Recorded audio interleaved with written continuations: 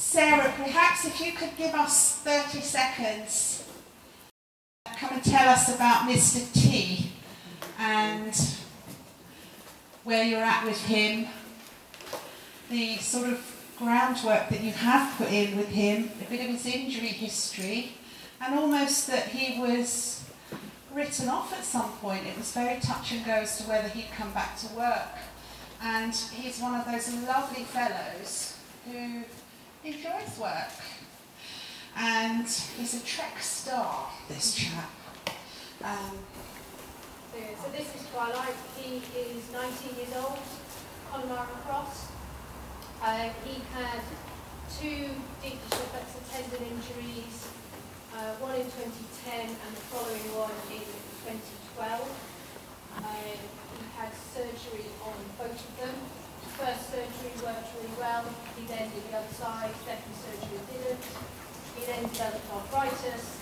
And 2 years ago, after having spent 4 years trying to get him sound, I brought him before I decided he was going to come sound again, and he was going to retire. He decided he had other ideas, and we've done a lot of work, especially the last 6 to 9 months, working on improving his balance, doing quite a lot of lateral work, and he's gone from being a 28-year-old horse to being an 8-year-old horse. It's just really surprised me.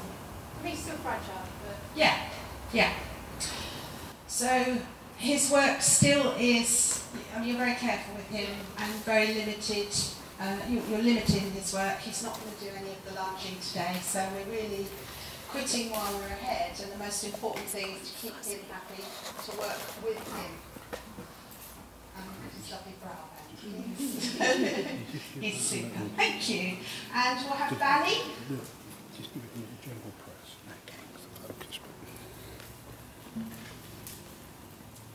What can you tell us about Bally? Apart from we've got big ears. Sorry. Bally's 25 years old. She's a general member. Her history is that she was a dressage horse, so she was quite good at it, but I wasn't so good at it, so we decided to retire, and she's just a happy cat. Yeah. She had a suspensor injury 5 years ago, I think. Okay. Which she came back from anyway. Oh. And so even though she's 25, she's still coming back. 25. Wow. Great. Thank you. Another one, flashy brow band. Okay. I'll let you explain. He is a 7-year-old KWPN. I've had him for 2.5 years now. I bought him, so he was 4 rising 5 when I got him. And I've just been bringing him on. I event him. He's currently at 90, aiming towards 100 and wherever he goes. He's my first young horse, so we're sort of learning together about how to bring a young horse on. But yeah, he's really sweet and he tries really hard. He doesn't have any injury history or anything. I do, he doesn't. Okay. Yeah. But he's in the right place. Yeah. Yes. So that explains why he's so fantastic looking. Yes. Great. Okay, so the first exercise, please, and if you feel it's a little bit, it can be a bit of a challenge for them, but I would really like you all to see what happens to a horse, some of the signs that they're unhappy about a crooked rider.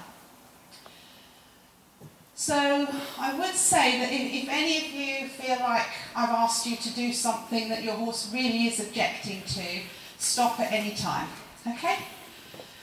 So the first thing to do, could you all just have a trot round, space yourselves out, and just put a little bit more weight on one seat bone compared with the other. So just be crooked, progressively. Be crooked. And I want you to watch, I'll get out of the way, as they alternate between normal good riding and exaggerated crooked riding, I want you to watch the expressions on the faces of the horses. So let's have normal riding first. That doesn't count. It was a grunt. Okay. So you can see some lovely cadent strides. A little bit of a frown on Fly's face, probably because he's in a group and not showing off on his own. Doesn't like to share the limelight. So now I'll ask you to just get a bit awkward and quickly just everyone watch how they change. They might shorten the stride. The frown could get deeper. Mario is objecting somewhat. Bally is just not going forward, quite like she was. Can you see how the cadence has dropped? Twilight, even Mario, cadence, the shortening of the stride behind. Bally, she's kind of paddling out behind herself. So could you change the rein? And we'll show some of that on the other rein. So normal riding now. I'm not going to spend too long at this. It's a bit warm today. So, change to being crooked. And just see if you can spot the facial expressions as they come past. So, Mario is putting up with this. And he's going over bent. Bally's switched off a bit more. Twy suddenly decided, wait a minute, I didn't sign up for this. He's backing off. But you can see just a general shortening of the stride. Now, unfairly, I could come along, let's say I was running a clinic, and I could say, oh, get your leg on, use your stick. Is that fair? No. So, we can see now this, and after the talk this morning, this is all about horse saddle rider. You cannot split this combination now. We haven't spoken about the saddle yet. But just get that we need to be evaluating the rider. And that's what we'll be doing a bit later. So this time, could we have a bit of a backward contact? So take up the reins a bit, just be a bit backward with it.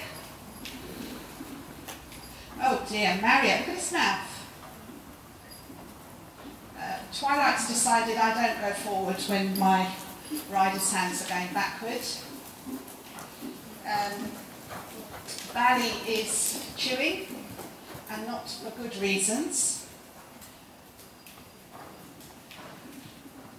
So just now come back to a normal contact, a nice giving, soft biceps. Oh, Mario says, thank you, that's better. That's better. And you can see the comfort on Bally's face. Mario still thinks there's a problem. He doesn't seem to be forgiving me for this. And Twy, yes, it's a nice picture. Okay, so if you now just come to walk for a few strides, just give them a little rest.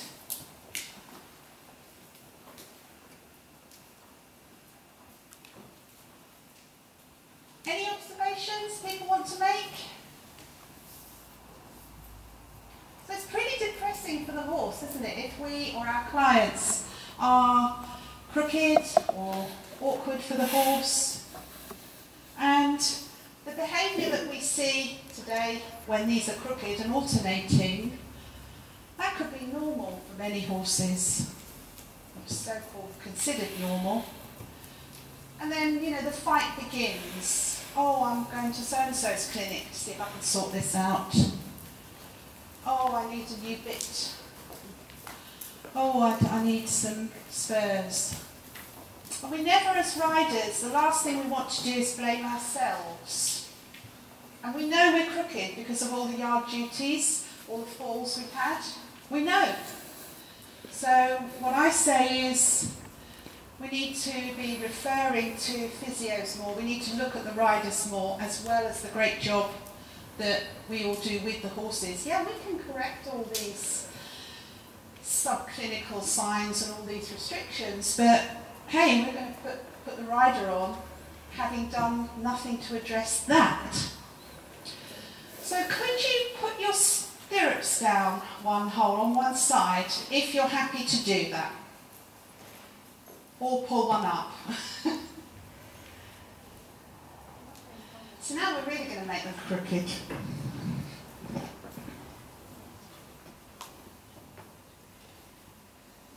And frequently riders do ride with one stirrup longer than the other, surprise, surprise. Great, okay, if we could have you up in trot again. And let's just do the, well, it's going to be abnormal from the start. So the horses look quite happy at the moment, quite comfortable. Wait for it. Oh, I think Twi's going a little bit better. This could happen. Again, yeah, the horse is backing off. You can see Twilight is very unhappy with this. Shorten stride, all the energy is going right out behind on Bally, and to a certain extent Twilight as well. Mario obviously would do anything for his mum. But slightly overbent, and he is struggling. Do you remember Sue said this morning about waving the head around? A bit of head shaking. Or an unsteady head contact. Okay? And I'm seeing Mario now as looking slightly lame because of this imbalance, this asymmetry that we've created. Yeah? So he's starting to show, reflect. He's starting to mirror the rider. So the rider's asymmetry and loading. Bally's completely fed up with this. But Mario's mirroring. And Twi's just about ready to give up. Okay, let's stop there. Put your stirrup back. Up, down. Now I just want to show you one more thing. One more bit of sort of asymmetry.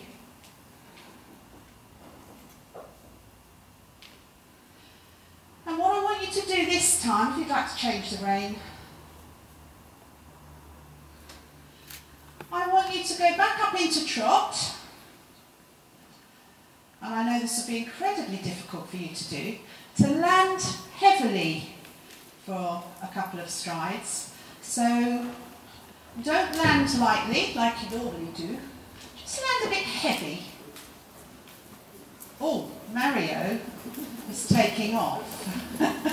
Watch out, Twi. He's catching up. So just land a bit sloppily, a bit heavily. Bally's going to give up now. Bally looks, if you look at her behind, her hind legs, she looks lame. Because the rider is slamming down in the saddle. And not very much, you know, there's worse than this. Let's have a look. Oh, Mario just thinks he's going racing here. He's really reacting to this pressure.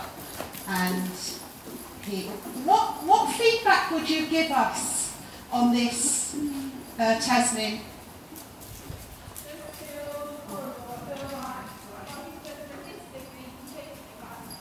So, she's blocking his back. Yeah, can you see it's extended now? Just watch him coming past. It's a mess. Now this is a talented young event horse. Okay. Then land lightly, Tasmin.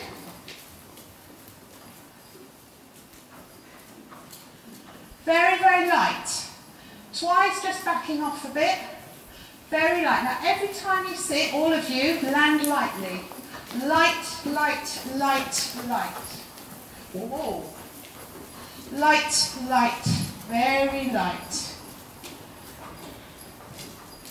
Good. Oh, nice one, Twilight. Yeah, and we're getting better stride behind from Bally. Okay, now just be a bit heavy again. Let's just be a bit lean for another couple of seconds. Really think about.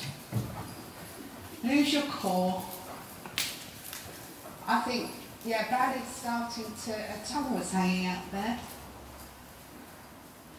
So it's not very pretty, is it?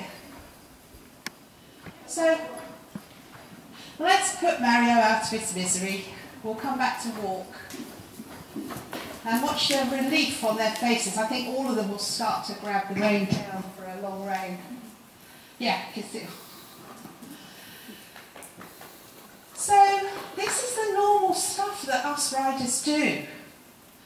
But unless we have the contrast of seeing what they would be like if we were better riders, we're just ruining the whole riding experience for them, I think. So again, we ought to address the rider, or check that the rider isn't crooked, that they're not slamming in the saddle, that they haven't got a backward rein contact. And I just want to show you one test of balance, which I'm not going to upset them now, that's the end of that.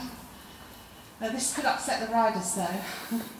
What I want you to do is, for another minute, then we'll finish, ride in a 2-point seat. So if you're a saddle fitter or physio, or I'm sure riding trainers could benefit from this as well.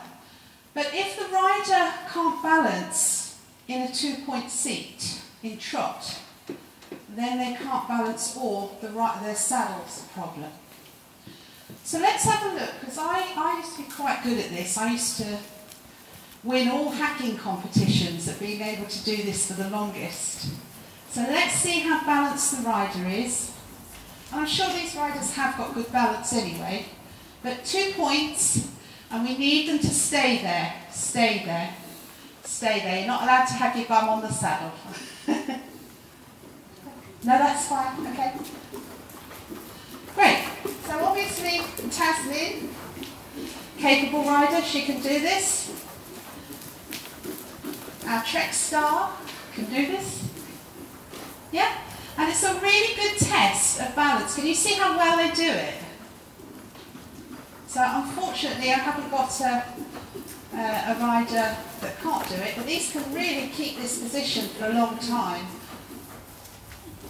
Long time. And these are 2 distance riders as well. So they're fit, they're strong, they're balanced. They've got independent hands. Can you see them? I haven't even asked them about the hands, and yet they're very independent. They're not using the rein to cling on to the horse. Yeah? Okay, let's hold it there. Thank you very much. But I thought it was very important for you to see that. Any questions, any observations? To my riders? You shocked? Or have you got no brain space after Sue Dyson? Did you see what I was trying to put across? And as Sue said this morning, we need to see these riders riding. We do need to see it if we're truly going to assess asymmetry. And you know, I'm not asking them to do anything for me to observe as an advanced trainer. You know, it's basic stuff, isn't it? Very basic. Walk 6 strides and then halt. 6 strides and then halt. Can you see instantly what's happened to Tasmin? Lovely base of support, but can you see she's slightly crooked, but you can't see it particularly from this angle, but there's a twist. Her right shoulder is back. Oh, I've got worse than this to show them. So you can you see any crookedness here? Yeah, okay. Shell. Oh, we're not looking at that. Let's put you side to side.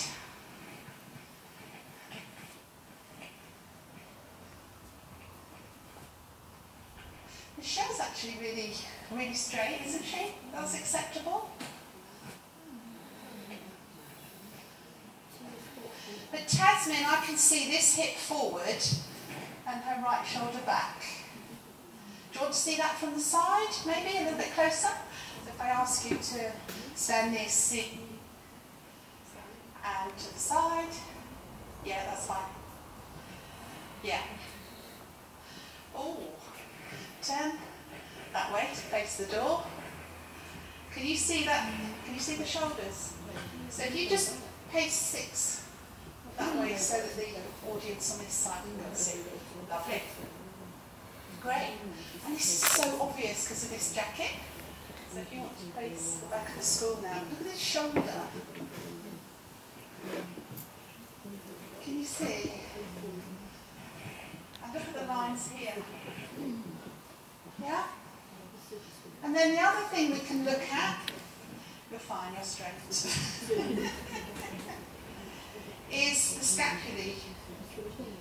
You can now see, actually, would you like to come down now and just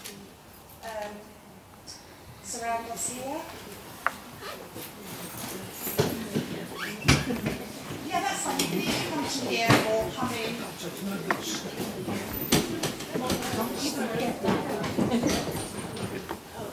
You can have a look at scapulae. And you can see her left one is much more protracted than the right. She's not very strong through the upper shoulders, but she has been a student for quite a long time, so that's totally normal. This is what you're and you can see now this left hip is protracted, and the right hip, we don't know whether it's normal or retracted. But this is what a compensation looks like. Okay? So what about the pelvis? What about Rotation in the pelvis. So posterior tip. do you need to see that from the side? I can see it. Oh, from there? Yeah.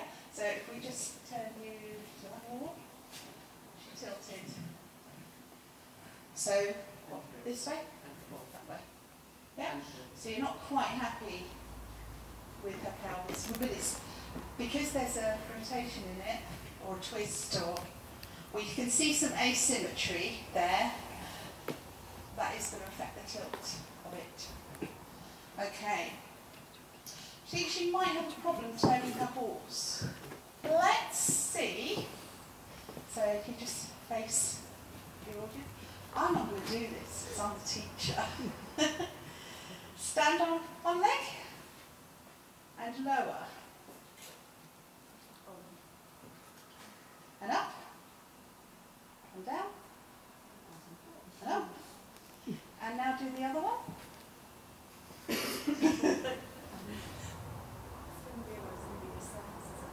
I don't blame yourself. It's a soft landing, so flex down, and up, and down, and up.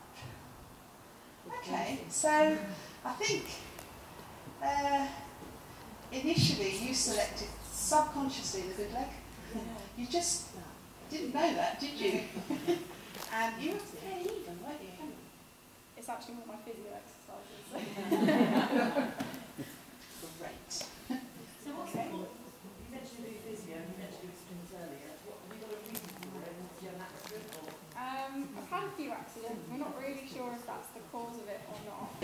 I've been having physio and a lot of lessons, and it's something we've been working on a lot. But yeah, just to make it better, and it's a lot better than it was like 6 months ago.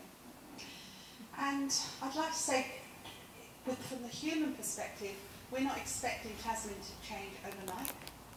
And yet we can enrol all these special training programs, pay the money and expect the horse to be straight away. Maybe. You know, we have these expectations, so it does take several months. Now, I want you to, I'll show you from the front. Just wave one arm. Fast. Okay, and the other one. Yeah. That's it. Did any of them have one side better than the other? Yeah. Tasman's got one, yeah? Okay, great. Now, circle quickly. Great. And the other way? Sorry, the other arm. Great. Just once more, without holding on to the, what you're sitting on. Great. So which is the weaker side of Tasman? Yeah? So what does this mean? So how about Michelle, which is straight? A little bit of creasing going on here, but yeah, generally this is a good picture. Although I can see a little bit of shoulders going this way. So I want you to do it again so I can see you. Just circle your arms really quickly. Great. And the other one? Great. Yes, yes, yes.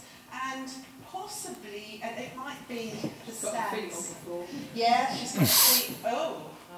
Oh. You're straight, you're all right. So let's see what Tasman does on this one. But good observation there. So, Sorry, Tasman. all you therapists, you're going to have to get new cars now to fit all this stuff in. Okay, and again. Great. And the other one? Okay, I think they're learning now. Yeah, so that's something you can do. I mean, if this was me, you'd see quite a difference. And the machine you see, the iGallop machine, they're really good because they take quite a bit of staying on. We might have a play with that in a short while. But I can feel myself going off down the side of that because I have got one side weaker than the other. Right, so let me test. So how can you test the rider for core strength? All I'm going to do is put my fingers on Tasman's shoulders and I'm going to ask her to resist. So I'm going to push back slightly and get her to resist me. Can you feel your core? Yeah. I'm going to let go. That's how riding your horse should feel. Okay? And that's a good exercise for them when they're your clients when they're at home.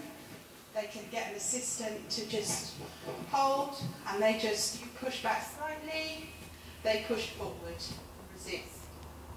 Resist. Now I think I'm probably pushing quite a bit there. Yeah, good.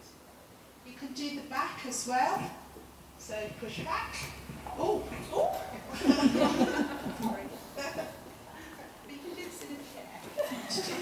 I think her back is a lot stronger than her abs. Would you say?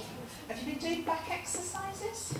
In general, I'd say if I had to volunteer whether I'd rather do exercises with my back or my core, I'd probably think like doing sit-ups.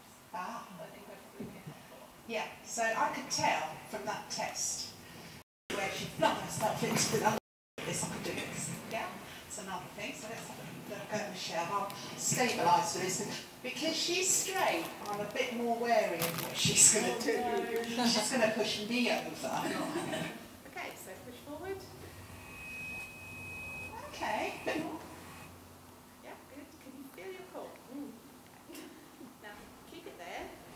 Now push backwards. Oh, she's strong with the back as well. Good. Okay. The other thing we can do, let's try it from the side and push them off this way. Oh, oh. Just watch that line. Compared with the other one. Watch the back lines. Oh.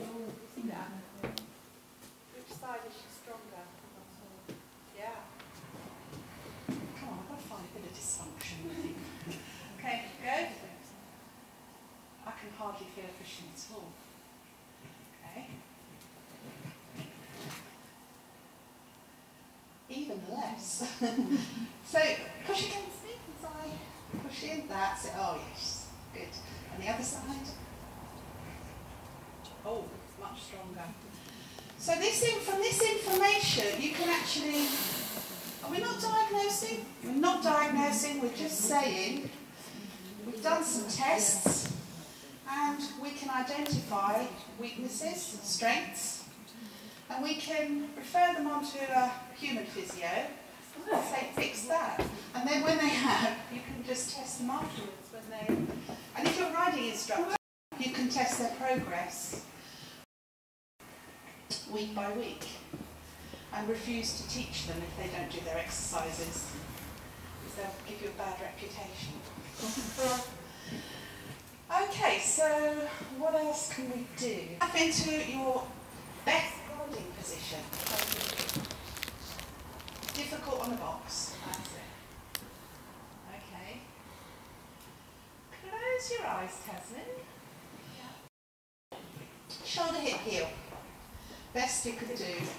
Yeah, you're okay. That's okay. You're allowed to put your toes backwards if you feel like it. There's a clue.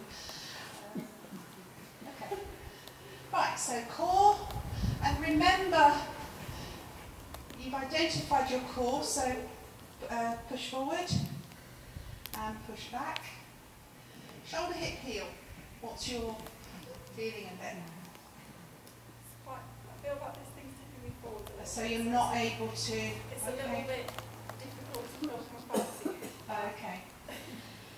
That's reasonable, but I feel like you're tipping back, but your brain is probably telling you that I you're... feel like my pelvis is tipping forward. Okay.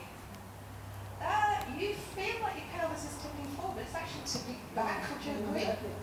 So now we're getting this sort of, for want of a better word, scrambled information from the muscles. For the neutral pelvis, I'll just show you how to find it, but perhaps it's not something you might want to do, depending on your insurance. But if I rock you back and forward, step on here, I'm going to rock you back and forward. And I'm going to scramble the brain, feedback, and I'm going to just stop you when you feel like you've got most seat bone contact, like your pelvis is neutral, like you're really secure. Where would you like to stop? Back here. Oh, you tipped a little bit. Did you see how she landed? Shoulder, hip, heel. Okay, so I'm going to do the same for you. So we're just going to rock you backwards and forwards. Does it hurt your seat bones at all on this? It's not the most comfortable. Be quiet, you're the only... You're my guinea pig. Okay, say when. Yeah? Now the way to test is in neutral is to push them. Well, the strength of her is quite spectacular. Oh, look at this. Come out of neutral.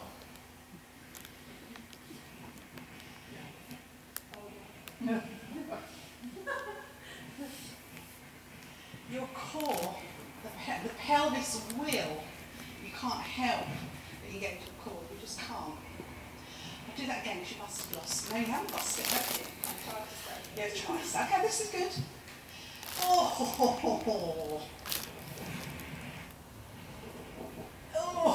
Now I'm having to engage my core to push her. Let's just take you out of it a little. Still feel like your shoulder, hip, heel sort of ish. Oh, your cheek. Okay. Yeah, you've learned to adopt that position. So let me just sit you back a little bit. Yeah? But it just shows you, doesn't it? Okay, that's the end of that for a moment. Thank you very much. Thank you. I want to supple the horse. So I've done my body work, my manipulations, I've corrected the asymmetry, restored, enhanced the range of motion. Now I want him to stretch. In particular, I don't want to get behind him and pull his legs in all directions. He can do that himself. And with straightness, it all comes from the back end. In my experience, you train the back end, we're not interested in the front. And I want you to just do a little exercise for a couple of seconds. It may mean if you stand up and just walk sideways, try not to fall into the gallery. But I want you to place what you're writing with under your chin. So get up. I want you to block the vision of your feet. Oh, sorry. Sorry, Julia. Mind your chairs flapping.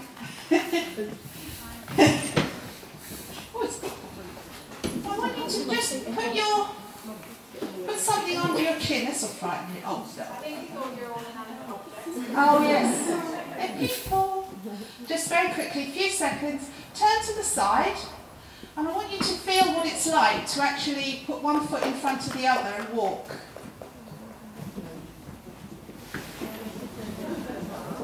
But don't fall over. Try that at home or try it later. Okay, sit down. The horse can't see its back end. It can't see its hind legs. Oh dear. Okay. But we can, as humans, and we can see the front end of the horse and we can work it and do all sorts of tricks with the front, but the horse cannot see its hind legs, and it's the hinds that we want to work.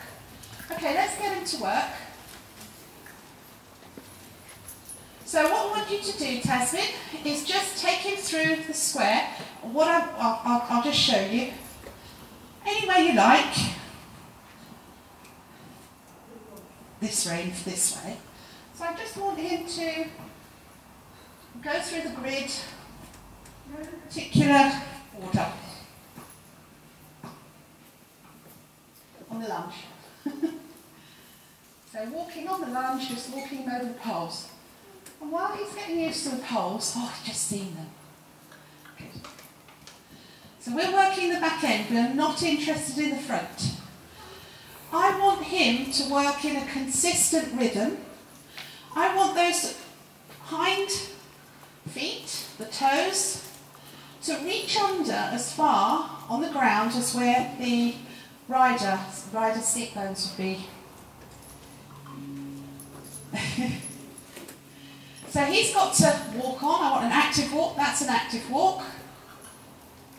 That isn't. That isn't. Bit more. Now it can take you at least a week to train the horse to do this, the average horse. Now I'm still not happy that this horse is using his hinds. It's pretty good with the forelimbs actually. So I want him to walk on a bit more. Good. Oh, it's that walk just before he's going to trot. And it really does, that's good. Now while he's playing with that, so he can go through that grid at any angle. So I want to give him the awareness, oh, my back legs, I'll do this. I can sort of tune into my back legs, my hind legs. Oh dear me. Not good. Let's try again. Oh, he says, I don't understand this. Now while you're sitting there, and this is all in walk, not interested in trot, it is not a therapeutic gait trot, because in walk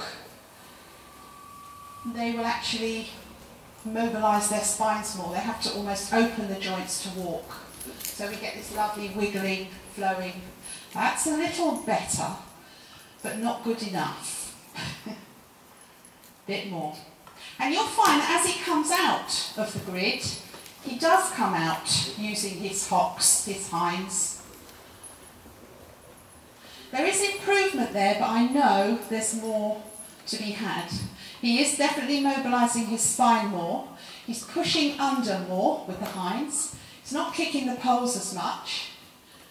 And I believe, for those of you who have heard of the neutral spine, and neutral pelvis, and we will be dealing with that in a bit more detail later, what I want you to do is just put your hands on your waist, and as you sit there, if you can, see if you can bring your pelvis from that sort of position into that position. And I want you to feel how your core engages, how your abs engage when you do that. And you cannot do it. You cannot move your pelvis into that position without engaging them. Even if you consciously think, I'm not going to use my abs. And that's the neutral position.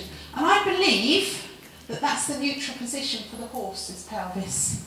When he suddenly gets into that position where the hind, if I dropped a line, it would be under the rider's seat bones, that's him in the neutral pelvis position. That's him using his abs.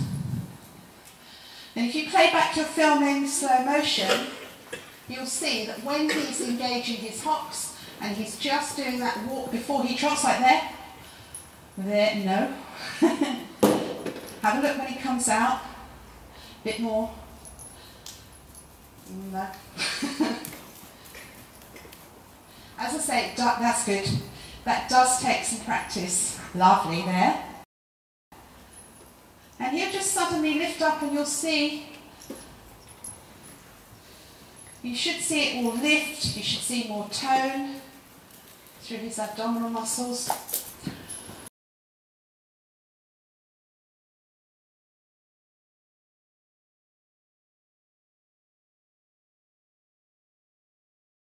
Okay, so then what I would do, he's getting a bit bored now, I would move on to these.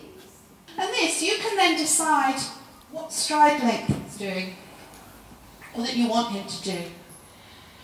Because with this, it increases the stride length, because he doesn't know how much length he needs to get over this pole. As he's going over it, he's got to make the judgment quite late. So he's going to step over it quite far because he can't see his hinds. So he's going to increase his stride length, he's going to increase his dynamic stretch. And all we've done is walk. So let's see how he copes with it. Oh, 2 poles at a time, that's great. And he can do these as well, but he chooses not to. Good boy. And we can make the stride longer. And we almost want him to knock the poles. Yes. He's going to oblige. We want him to knock them because that's how he's going to know where they are. Can't see them. Good. And he doesn't knock them the second time. Good. Oh, did you see that long reach? And my preference is for dynamic stretching of the limbs. And then with your body work, you could do the more local stretching with myofascial technique, or mobilisations, manipulations, joint by joint. Okay, next, I'm going to want him to go through the zigzag. in a straight line. Now, you can see him actually getting tired. I know he did some work at the beginning, but this is very strenuous. I would recommend they did this every other day. So horses in rehab with me, they work every other day, not every day. Good boy. Lovely. Oh, good. And they do need rest. And I think they need to come back to work with a bit of enthusiasm. We don't like doing the same things every day, necessarily. Unless it's eating at nice restaurants or something. So why should they do the same things? Oh, look at this. Do you think that's perhaps a little bit of fatigue or distraction, or you've got to work out why? Why is it clipping those poles? Maybe what we need to do is be a bit, we can modify it so that he makes not such a shallow loop. So perhaps we could loop him more. Let's try him once again on that. Also, we do change the rein a lot as well, normally. So, we're not just suppling this horse. Oh, wow. So we've made it a bit easier for him. We're not just suppling. What else are we doing? Yes, it's proprioceptive. I know even some quite advanced dressage horses, and I hate it that they don't get poles out. I hate it that they can work a horse up to an advanced level without a pole. And a lot of them, when I assess them doing this, they have no idea where their back end is, even though they can perform these advanced, quite complicated moves. Oops. I think there's a bit of fatigue as well, even though he can gallop for miles on eventing. My brain has. Okay, so then what I would do is raise the poles, and I would only raise two corners, so this one.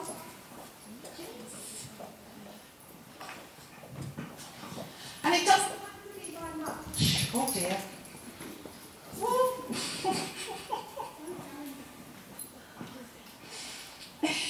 He says they're going over my grid. Oh, that wasn't in the risk assessment, Mario. One to add. Yeah, we can. These are great little pole raisers. What are they called? Cat scratch. Apparently, all the potties are sold out. There's not one to be had in the country. So now we're into cat scratchers. We get some fun. Brilliant. Okay, so you can see one pole or corner is raised more than the other. So if I could have him over those.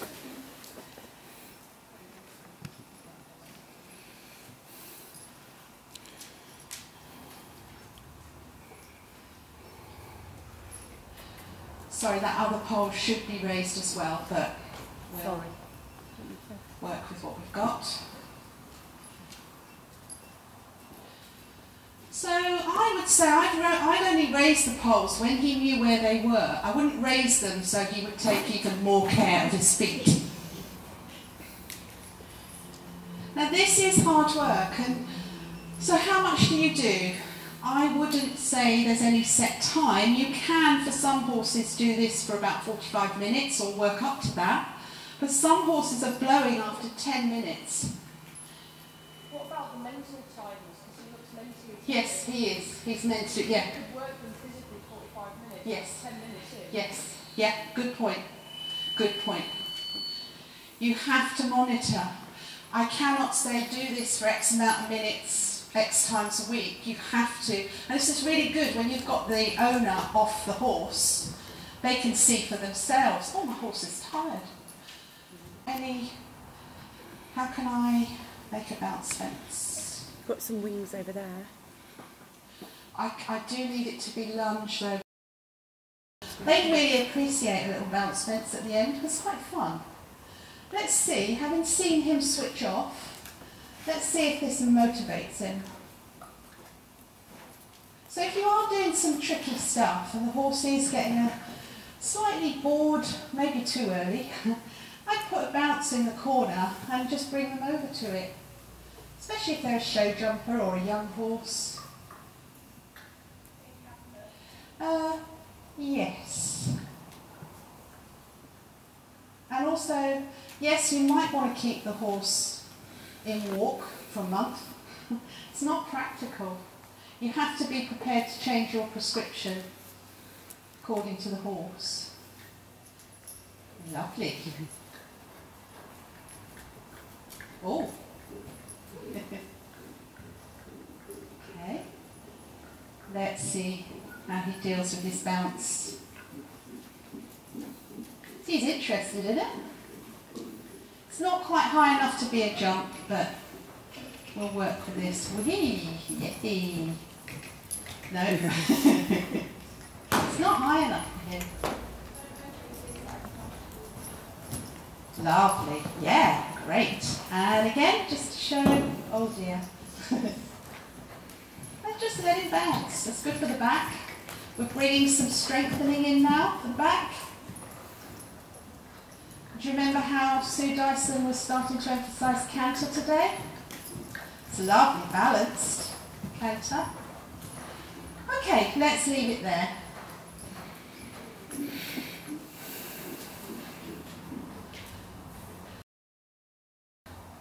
What I'd like to do now, he may be too tired. I'll leave the decision up. Just put these to trot distance.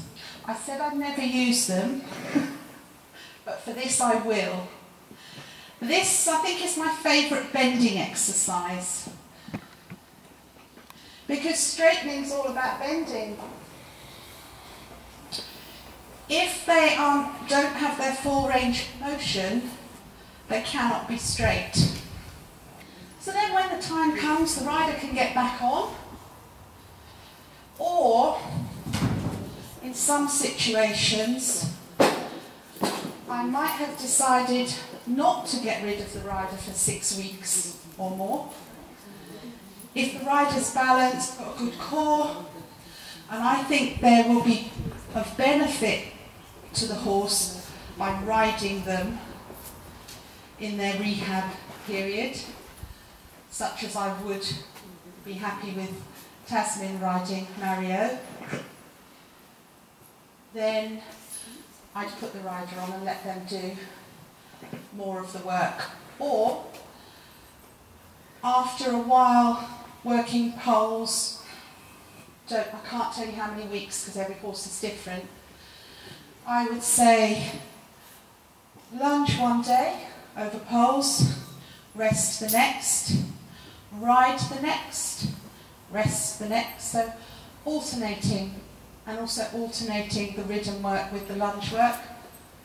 So basically in the beginning the horse might only be ridden once, maybe twice a week. So what they've got to do with this exercise, come in and see what bend the horse offers them. So they'll probably start from here.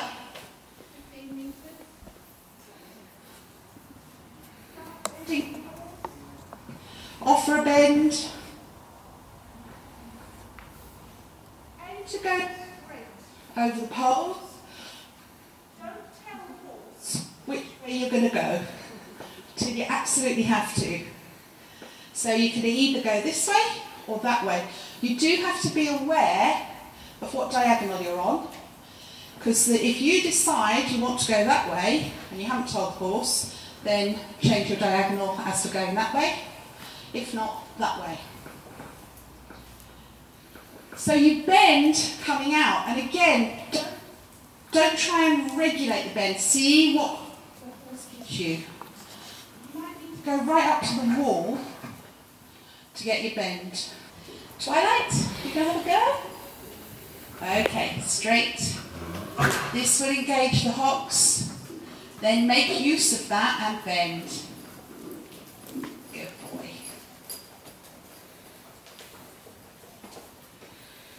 So that's one exercise we can do. Bally, you going to have a go? Yeah. This is very good for the rider's core as well. Ooh.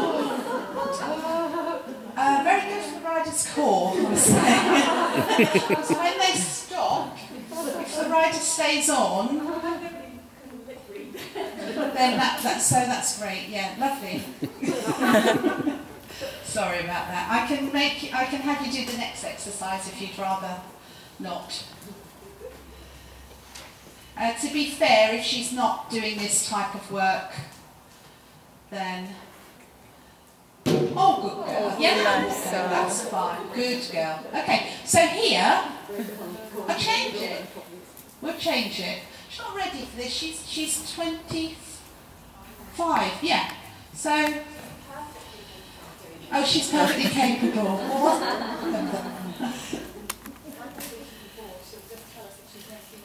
Oh, should I have seen that? Okay. No. Yeah, great. So you can see the point of this, how it works. If you don't tell the horse which way you're going, just follow the bend that you think they're going to offer. Oh, she's a clever girl. Okay, so she veered off to the left, but she's a very clever girl. The next exercise, which is really good for bending, walk through, stop, check, walk.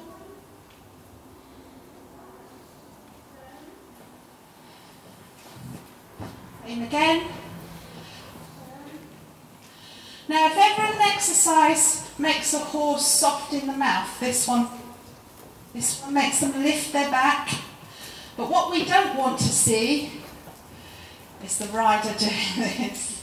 Riders have to sit up straight. Do not help your horses. Off you go, Twy. No help.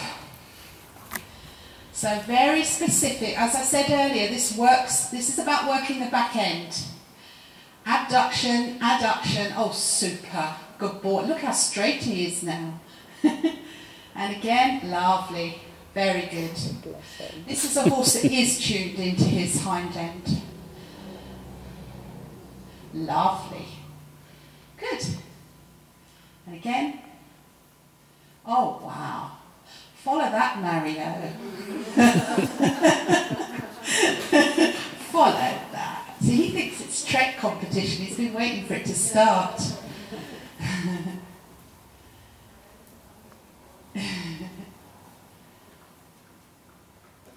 Good boy. And he is a young horse. We have to remember this. Good. Turn. Turn. Oh, he says this is just so beneath me. I'm much more advanced than this. Good boy. Bally, you can have a go?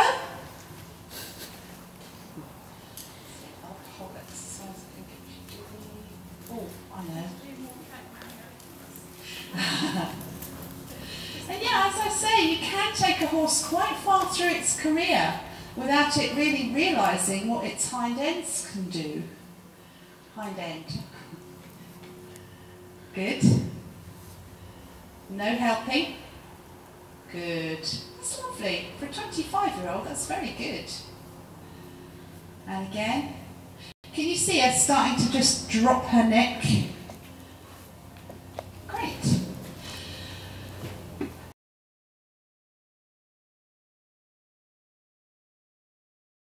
Clients to do this, you get a tremendous amount of bend out of it. Again, not helping, not forcing the horse to do it, but just working around this show jump wing.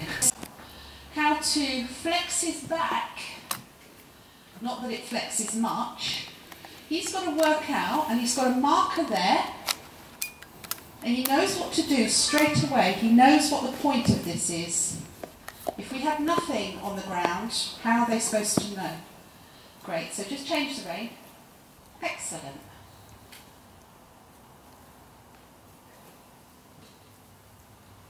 Good boy. So know the power of slow. Thinking about how beneficial that slow movement is and how difficult it is for the horse. And I know there's schools of thought on this one that says you need impulsion, make it go faster, impulsion, impulsion. No, what are you doing? If you want the horse to strengthen, you have to go slow. If I want to climb stairs, for example, if I run up them, it's easy. If I climbed them individually, a lot harder. By the time I got to the top, I'd be fatigued. Okay, so if you would just working trot, and I want you to start in a working trot and transition to a very slow trot that's almost walking but it's still trotting. And then transition back up to the working trot. So we're not going to ruin the trot for the dressage judges. So working trot, and we want to see a distinction between working trot and slow walking trot. Great. Lovely.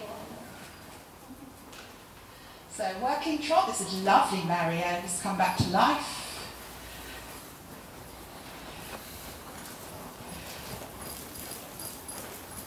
I'll get out the wet. Slow trot. Slow as you can. Well done, Twy. Yeah, he's got it. He's got it. Mario says, I've only got one speed. That's extravagant. So slower, Bally. Oh, Twy's trying. Have a look at Twy, Bally and Mario. Oh. And this really does give you the basics of self-carriage because it's difficult. It really strengthens the back. Okay, Mario's going to have a go in sitting trot. Lovely. Really slow. Twy's got it. Bally's got it. But it's very difficult and they need to be strong. So what you might do for the rising trotters is sit very lightly. Slow trot and then up to working. Good boy, Mario. Then back to the slowest trot you can do without walking. Difficult, isn't it? Difficult. Okay. Mario's not quite sure. Okay. But you get the idea, it's very strengthening for the back. And when they're almost in walk, they've increased the range of motion through the back. And they're getting just tiny localised stretches through the back muscles. Okay, and we'll leave it there. Any questions?